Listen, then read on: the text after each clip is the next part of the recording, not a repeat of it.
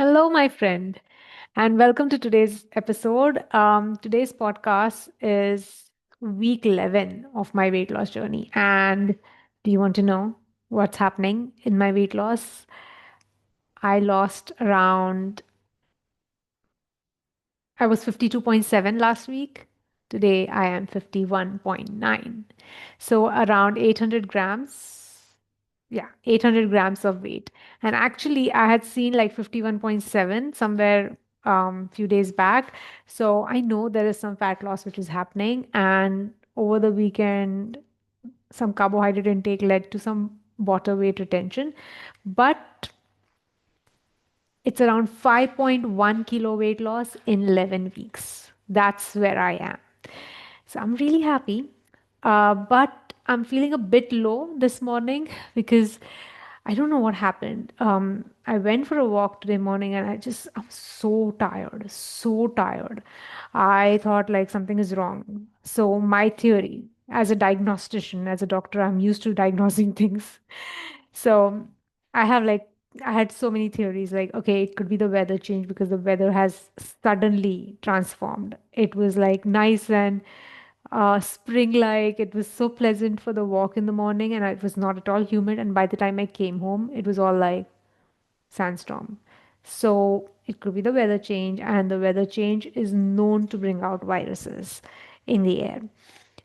Or I thought that maybe it is ovulation pain because nowadays I ovulate, because my period is regulating. Or it could be sleep deprivation because, I've been watching this show, Arrested Development, just to have some good laughs before sleeping. And then I was awake till like 11 o'clock, I think. So there is that. Like sleep deprivation can make me feel really tired, especially if I wake up in a deep sleep cycle. And the last theory was like maybe it's keto flu. But the thing is, my daughter's throat is itching. And my daughter and me, we both are very sensitive to weather and we get viral infections very fast. But for me, it just like stays in the head here. In my sinus, it doesn't really go fully in. I don't get sore throat. I don't get fever or anything, but the virus will, like, I'll get a headache. For her, depending on how much swimming she's doing and what's happening in school and all that, the throat will just like she will progress into like a proper viral infection, like a flu-like illness. So she's having sore throat. And I'm like, yeah, but I don't have that headache. And then after I had my few cups of coffee to like just help me feel better because I have like a big day today, I finally started getting the headache. And I was like, oh, okay. It's the virus, not the keto flu, not the ovulation pain. Maybe all of it, we don't know. But it's time to celebrate. There is always that dip in energy when I see that weight loss. It's like, oh my God, we are going through so much. It feels that way sometimes. But that's not what that's not what the dip in energy is about. So let's start with the evaluation. What happened? What worked last week? Did I do as planned? And like there were certain things which I had decided last week in my evaluation what I'm going to do differently. So last week I was overall feeling really bad with my sinuses. Now that there is a virus, I don't know what's going to happen, but my nose was really good. I was off allergens, I was off all sprays, and I didn't have dairy or anything. So my nose was absolutely fine. And let me tell you, the whole week, I wanted to just, my brain was just like capturing all the things which I'm doing wrong. And when I was drafting for this podcast, I was like, I started with what's not working, but then I wrote so much of what's not working. I was like, Rashmi, you have to like find out what's working because it feels really bad. I don't think we can do this if we keep focusing on what's not working. So every episode, I'm going to tell you, please start with what's working. And it took me some time to find out what's working. And what I do normally is like, because this whole week was so unconscious, and I'm going to talk about that. But the only thing which like really got me stabilized in my mind and find evidence of what's working is like those food photos of what I've eaten. So I had to like open that and I'm like, okay, let's see where were we. And this is something which you can do even for like pictures will really give you an idea of what you were doing. And I want to give you a short story about how my husband actually he just is like he will get so many fines when it comes to driving, and he drives my car, and I'll get a message that, I got a fine. And I'm like, and then I want to tell him. My instant response is like, I'm like a sensible driver. I rarely get any fines. And I know it's him. And he used to always be like, no, it's not me. And then I used to put in my calendar. Like I used to have a calendar and I would like add things in my calendar about what we are going. But the thing which actually used to tell me where I was is pictures. And this idea, I got it from my patient because, most of the UAE women, they will have henna or they will have excellent nails. And then like I would ask them, when was your last period? Do you remember? And then they will go and look at the day when they went for the henna and manicure, because when they're on their period, I think they're not supposed to pray, so they can do whatever they want with their nails and stuff. So I was like, oh, this is a good idea to like look into pictures to get data. So that thing, like just taking pictures of the food, that habit is like a lifesaver when it comes to building awareness around your food psychology. So my nose was really well. Apart from that, I tried two new things to bond as a family. We tried two new things. One was like we tried this new place called Team Labs. It's basically a museum sort of thing created with illusions, light illusions and stuff. And it was a really nice experience. If you are someone who is in Abu Dhabi or in Dubai as well and you want to try something like that, do check it out. It's pitch dark, so the moment you enter is going to be pitch dark, but that's the whole idea because they are going to create this illusion with lights. I had gone for Bubble City or Bubble Planet, which was also here. It was similar, but this was also different, and there were few rooms which were like really good. So I liked it. For me, it's like that was like a fun thing we did as a family.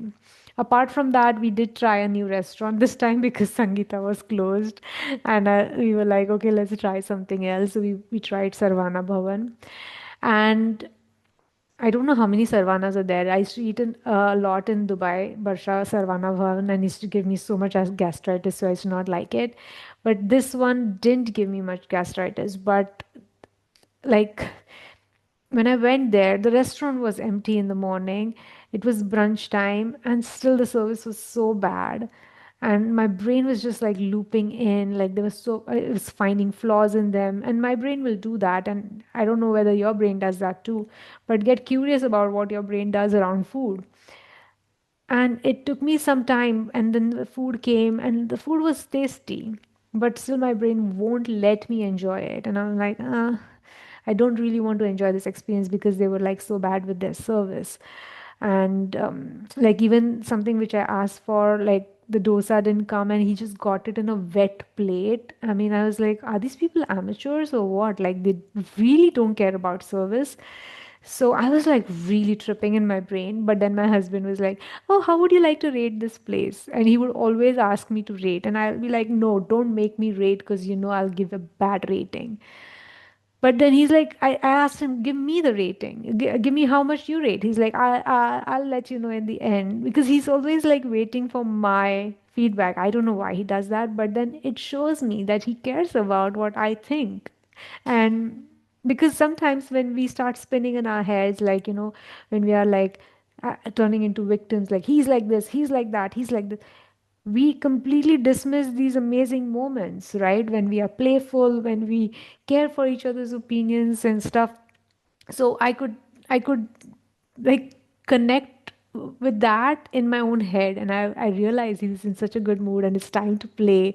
So we all were so playful, and then I had to keep my angry one under control. So that's what happened. I mean, yeah, this was also around food, and even the team lab. There was like a tea experience. which we had. Like it was again in another dark room and all. It was not that great, but then the experience, the ambience and everything, that was nice. He wanted to go to this one Jamaican place, which is also in Sadia, for dinner, and I was like, just not ready for it. I was like, no, nothing with food. We are going to focus on a physical experience, for a sensory experience which is not related to food. As a family, we need to do something else. So I said no to that. Apart from that, what worked for me was like I walked every night after dinner, every evening. And I think I missed one morning, but every morning I went for a walk. So, like almost 2 days, 2 times a day. And what happens with this walking, why I'm going is it's not to burn calories, but actually to sweat, because the water retention weight comes out through sweat. It doesn't come out through pee necessarily, but it comes out through sweat. So, try that on. I allowed myself to sleep extra as my daughter is on vacation and I'm such a workaholic. Like I've always worked so hard. So even when I'm working for myself, I have my own timings, my brain would still be like, wake up at 4 a.m., 5 a.m., 6 a.m. But now I'm like, oh, she's on vacation. We can take it easy. We start coaching at like sometimes 10 o'clock or 11 o'clock in the morning. So we can just rest and take it easy. Like, nothing, there's no rush. So that has been like letting myself sleep extra. That has been good. I finally tried matcha. We went to this place called Sushi Art, me and my friend, and they didn't have matcha latte or something. They just had like plain matcha. And I was like, okay, let me just try it. It was bitter like green tea, but like green and thickish. So, because there was no milk in it, and I was okay. I mean, exorbitantly priced, just for like a tea. But then again, these places will charge for the ambiance. So I researched about green matcha. I didn't know what it is actually, and what I found out was that it's actually green normal tea, the tea that we use. Um, the black tea that we use, those are just oxidized and those dried leaves, and we just like boil them, right? And we create an infusion, let the tea substances infuse in the water, and then you discard the tea. Green tea is like lesser oxidized, and this matcha is not oxidized. This is like the moment the leaves are come out, you just like steam them and then you dry them and then you powder them, and it's that powder which turns into like that, you just have the whole leaf basically. And the advantage of this matcha is basically it has, apart from all the antioxidants, it also has caffeine, and it also has this L-theanine. It's an amino acid which has this calming effect, which is not drowsy, but it will calm you down. So I don't know if it calmed me down. It didn't. I was anxious as usual. But maybe I'm gonna try getting some matcha powder and see if I can have it. It looks like something with antioxidants. We need antioxidants because we have a lot of oxidative damage that happens during the day, and then when our cellular repair is happening at the end of the day when you're sleeping, we need antioxidants to repair. So repair each and every cell. So yeah, every food that I want to eat, I would want it to have some antioxidants in it. Apart from that, what I tried something different this time was like I tried making chicken wings at home. I didn't know my previous maid, she used to make chicken wings a lot. And she used to make this adobo chicken and it was nice. But I didn't know how to make it. So this time I tried. The first batch I tried to use that Korean paste. My daughter didn't like it. I was like, okay, it wasn't that great. But the second batch, she said she likes the way I used to make it before. She's like, that was good, Mama. You make it like that. So I made that. Um, that was great. Like I really like chicken wings. Because there's so many bones in it, and I can take my time to eat it and all of that. So I tried chicken wings. That was good. Tried making them at home and not necessarily order it. Apart from that, there was some new food drama that I explored. So one of the days, like I was like constantly craving for tea and coffee. So I was like, I tried to explore where did this habit start of like so much tea and coffee, and it started in my residency, and that habit is still on. And I mean, that emotional part of me who makes me have tea and coffee, she doesn't want it to go. Because during residency, everything was just like, I think that was probably the hardest thing I've ever done, physically hardest thing, physically, emotionally. I was just like, my first year of residency was, I was bullied a lot, and I was sleep deprived, and there has been so much trauma. More than first year, the first 6 months, that unit was just so toxic. I mean, I cannot tell you. And I know most OBGYNs go through something similar. And the reason why your doctors are probably so insensitive is because of the trauma that they have went through to become the doctors that they are. So I mean, sometimes even they don't have compassion for themselves. And I'm like, oh my God, tea and coffee rescued me in those times. And that just habit just continued residency. Then after, when I was working for my father, and then when I came here, and then at work, like for 25 years, that habit has been on. So it means a lot to my brain, that tea and coffee. So I'm not going to let it go for now, but maybe one day. I don't know, but still, tea and coffee has antioxidants, so I might keep it. It's not a bad thing. Apart from that, I tried two new fishes, anchovies and sardines, the fresh ones, not the canned ones. I didn't like the canned ones. It's just like I would puke. But what I realized, we used to eat a lot of anchovies as a kid. They were like deep fried and they have bones in it. And I did not know that you can just remove the bones. But I tried removing the bones, or like, no, I mean, you can remove the bones, but you can chew them. That's what was told to me, that you can just chew them. They're soft. I tried. I was like, nope, this is not chewable worthy. They're just too sharp, and I'm not gonna give this to my kid. But what happened was, the first day I was like really scared when I was having it, and I poked myself, and then I spoke to my sister-in-law on the phone, and she said, "Oh my God." We call it Mandeli. We're like, oh my God, Mandeli means I'm like flying high.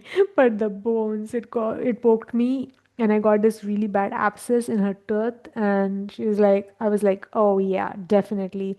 Because the next day I felt ulcers come in my mouth. And that's because of the trauma from physical trauma from bones, or like any sharp foods, you get ulcers in your mouth. And my gums were hurting. I was like, this fish, it's so tasty.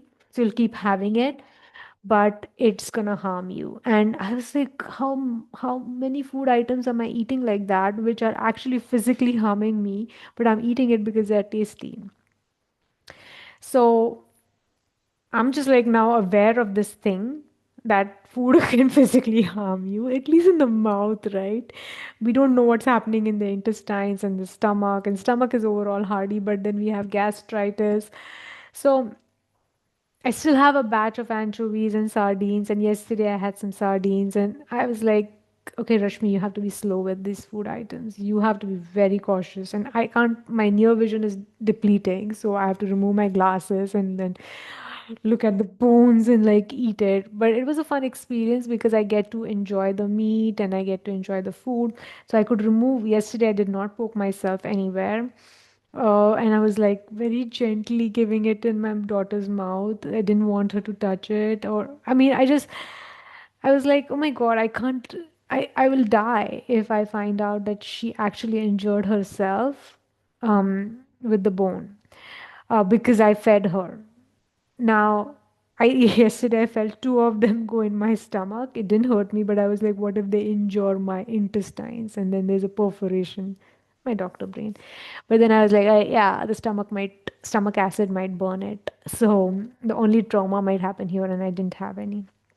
So there is so much past history of trauma as a child. It has been stuck in my throat. And once it's stuck, like really it hurts. Like it feels like it's still stuck. But the thing is, sometimes it's gone, but the feeling of injury will still be there.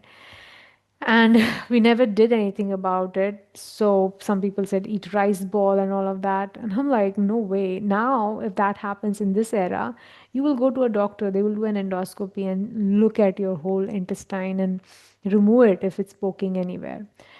But I'm just not willing to do anything like that. My whole agenda is like, I don't want to ever reach a hospital or a clinic. I just don't want to. Like, can I take care of my body perfectly even before that? And that's what I do here for you guys, right? Like, I don't want you to reach a doctor ever for anything. We can, like, unless you're in labor and you want to deliver a baby, then definitely go because you don't know what's happening with the baby. But for yourself, you can take care of yourself, right? Like, if you take care of your health.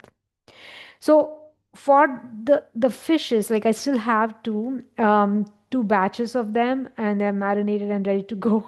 But I have to be very slow and mindful. And I want to still continue eating them because of two main reasons. Number one, I like to do hard things. Like if anything my brain perceives this is challenging, it's like attracted to it because I've trained myself to now do voluntarily hard things instead of like escaping it because we generally will resist doing hard things. That is number one. Secondly, yeah, it tastes good. I mean, I'll not lie.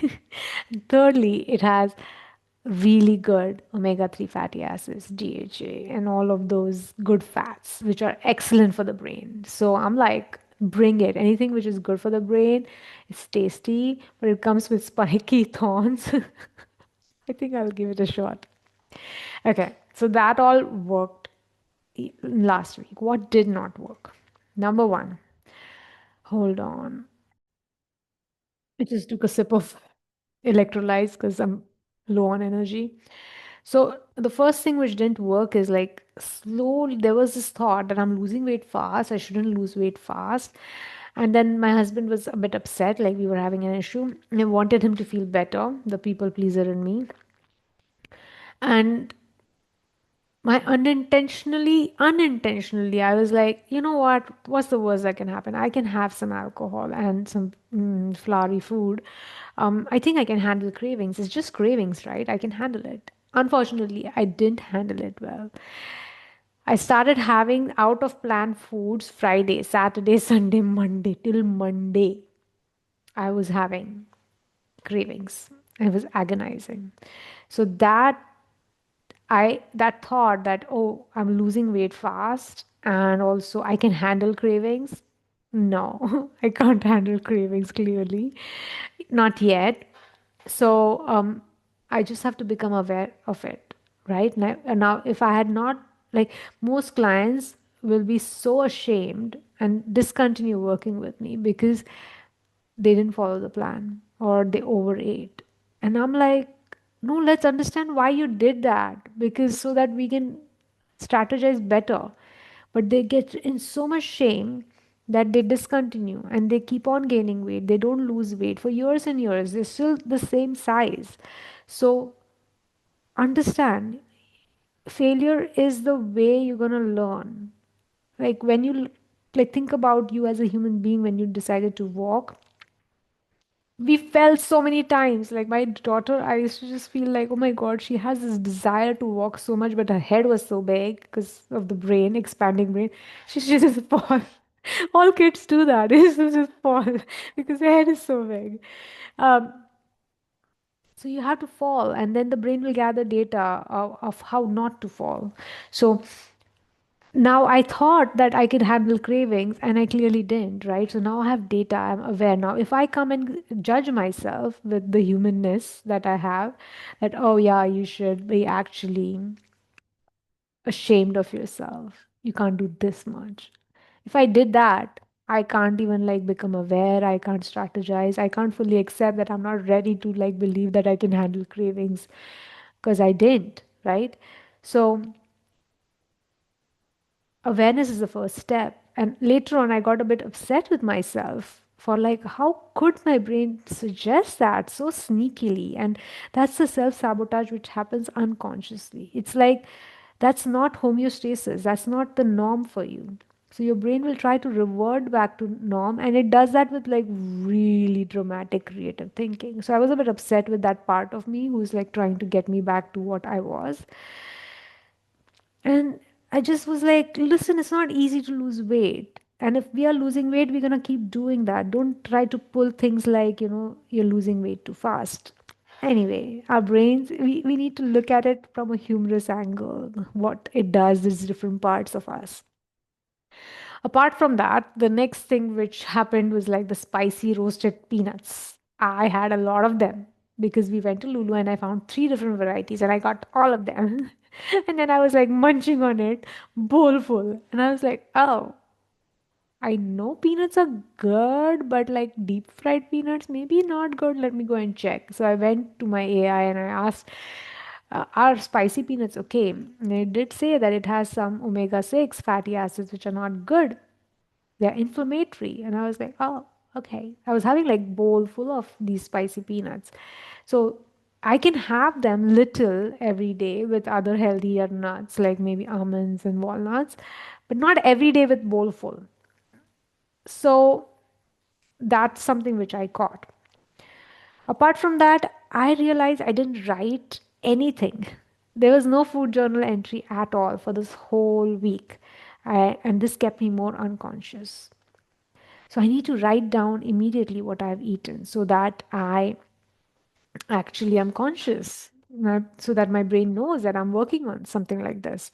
And I created this sort of workbook. If you're on a podcast, you can check out my video on YouTube. I created a 7-page folder. Now, this is not for food journal. This is something which is my planning, the time management. So every day gets a page, and then I write down all the things I have to do on that day, and then I like to tick it. And I also keep writing down things which I remember. Oh, we should do this, we should do that, and then we will want to like diverge. But I just write it down, and I'm like, okay, the primary things are here, and different color means like new ideas have come. And I just know, as someone with ADHD brain, I just have so many ideas. And I'm like, I really enjoy doing this. So what this side of the page is like for food journal entry. So what I'm gonna eat, and then what I actually ate, and what worked, what didn't work, and what I'll do differently. So that this is a real time work. Now this is how I make hard work fun. Because like gathering data is so challenging for so many of us. It's like extra work, right? Like I have a client, she will be like, to gather any data, I have to open like 7 apps. I'm like, what? You just need a pen and paper to gather data. And that's where I was like, I'm doing just this. So you don't need to make it like use so many apps to gather data. You can just start scribbling on a piece of paper. And I love using paper. I love scribbling with pencil. It just like reminds me of my childhood. I love it. So that's how I make it fun. Now, there's still issues with it, as in I would throw this paper in some time. I want some record of it, but then at the same time, I'm like, I have this YouTube video. I also have my Instagram channel where I share something or the other. So I mean that might work. And then I have photos. I can transfer it in a photo folder. I don't have to enter it in a Google sheet. And the bottom line is, we want weight loss. So how you achieved it is a different question. Plus, the brain remembers generally. And so I have to trust my brain that I would remember next time again, suppose if I gain weight, how to lose weight. So I don't think I will gain weight again because I'm just like a different person right now who will remember. Okay, so apart from that, I was so unconscious this whole week that I thought I didn't even listen to my podcast. I really thought that. But actually, what happened is I did listen to it and I forgot about everything that I said because I was facing new challenges. And the solution is again to just keep that food journal, do a worksheet the moment I have an out of eating plan or any sort of craving. Apart from that, Friday I had some biscuits, and biscuits is my emotional food. The biscuits which I have, this ulkar biscuits, they're not even tasty. They're just like, but I had them because I was in emotional pain. There was something I was like upset over with my husband, and then I didn't tell him anything, but it was just like brewing in my head. And then I had a therapy session and I spoke about it, and I was just in so much pain. I was like, I was feeling so sore with all the emotions. And then I just was like, let's just eat something to like come to our senses again because there was so much emotions which had come up, and that's what happens when you keep the food away. You All these emotions will come up, but that's being alive, honestly. I would i would love to feel those emotions instead of just eating, eating, eating, and being unhappy with myself because you know what's happening with my health. So, my plan for next time when this happens, because emotions are going to come up, especially if you keep on exploring, keep setting goals, like all the shit will keep coming up. I would have to learn to handle my emotions without suppressing it with food. So, next time when I'm sore from processing a lot of emotional pain, I'm just going to sit with that soreness and not eat cookies or take a nap or do a worksheet if that is appropriate, but not have biscuits. Apart from that, I had alcohol on two occasions, on Friday and on Saturday with Diet Coke. And I didn't even measure it. I just dunked it and then. So it's the same continuation of the same pain which started on Friday. Friday is the day when I get therapy. So it leads to some sort of emotional eating. Now, if I had not had biscuits, probably I wouldn't have had alcohol. So next time when um, next weekend, which is coming up, I have to decide if I want to have alcohol. That decision needs to be made in my food journal on that day in the morning, not in my head. It has to be on paper. And if at all I decide to have alcohol, I have to remember that you have to measure. It has to be only 30 ml. You can't have more because alcohol actually shuts down your prefrontal. And there's so much data on like there's nothing good can come out of alcohol. But my honest thoughts about alcohol are like it's not really harming me. I can have a little. I mean, I know which alcohol I can have, which doesn't give me a bad hangover. I'm pretty okay. But at the same time, I realized when I didn't have alcohol 2 weeks back, I felt so good. I was so proud of myself. It felt so good. Just like it sort of like helped me lose weight faster. And I I would like to feel that way again. I mean, even after I lose my weight and stay on my goal weight, I just would like to feel clean, emotionally clean, and not taking these substances to feel better. So I would have to remember this on a Friday morning. Now, apart from that, I didn't do any worksheet. That was just being part of being unconscious the whole week. And that thought, it all started with that thought that I don't need to lose weight so fast. This is not good. And actually, it sabotaged me, all my attempts. And luckily, I still lost weight. That is nice. But you just have to keep an eye on these things because if you we want to check if you're using willpower, like forcing yourself to do something without cleaning your thinking, because if clean thinking is not clean, you are going to revert back once that goal weight is achieved. So there's a lot more and I have no energy to talk honestly. Okay, so the thing is, one of the things I had to explore, like why don't I want to lose weight so fast? Because there was number one thing was that my brain was thinking that this is the last time and we don't have to ever lose weight again. And it's not true. We gonna keep eating, habits are gonna be around. You have to keep on checking, managing your mind, and like in future, like most people, like what I used to do, just check your weight every morning. So even if you start seeing it creep up, you know it's creeping up because the flour and sugar has come back in. And you just need to tighten your protocol. You need to just decide that no flour, no sugar, or no refined foods, whatever is your way of losing weight. That commitment needs to come back. Now, so many people will not check their weight because they don't want to do this work, right? For me, it's like, yeah, you're gonna get to 50 kilos and then you're gonna have to like start building muscle. That means increasing proteins, that means increasing muscle mass, that means you'll gain weight, and also you have to lift weights. Like, Oh my God, there's so much work. But the thing is, I want to do that for the next chapter of my life. I want to do that. I want to be someone who's physically fit. I don't know why, because that's what I want. That's what I always wanted. So I might as well just like lose weight fast and get to it instead of just like, dilly dallying and procrastinating and sabotaging myself and being unconscious, right? Okay. What else? There was a lot of snacking on my daughter's food that she didn't have. And I have done my work around it, and I'm not going to talk about it because I'm like, really, this podcast is becoming very long now. Okay, so what I'm going to do differently next week? Let's revise. Number one, have very less of those spicy peanuts. Mainly focus on the roasted nuts instead of just like deep fried spicy peanuts. If there are cravings, I would first either put a 10-minute timer for it to pass or do a cravings worksheet. I have a specific worksheet. If you want that, get in touch with me. I will give you that worksheet.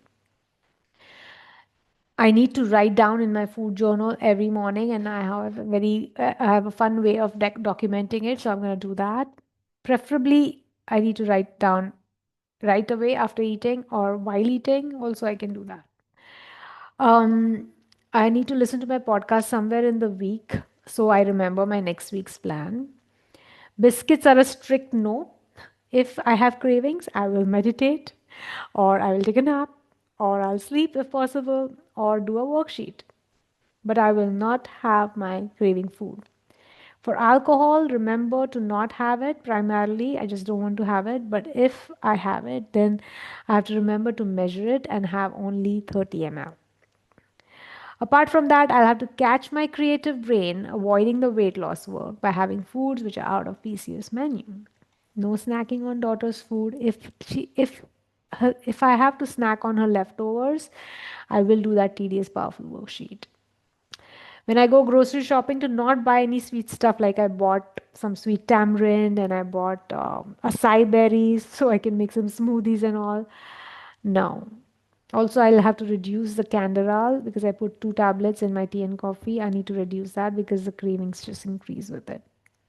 And most importantly, enter in my food journal at least 24 hours ahead of time, including on the days I have alcohol, so that everything is planned. Now, upcoming challenges, nothing exceptional, just the weekend. Just as long as I remember to plan in my new paper workbook, I think I'll be fine. Okay, now you might think that you can't do all these things which I'm doing because you work or you live with someone, your parents, or someone else is cooking for you. Worry not.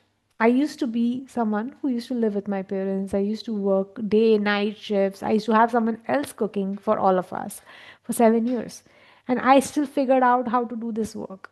If I can do it, you can do it too. I'm not like someone special. I'm flawed in so many ways.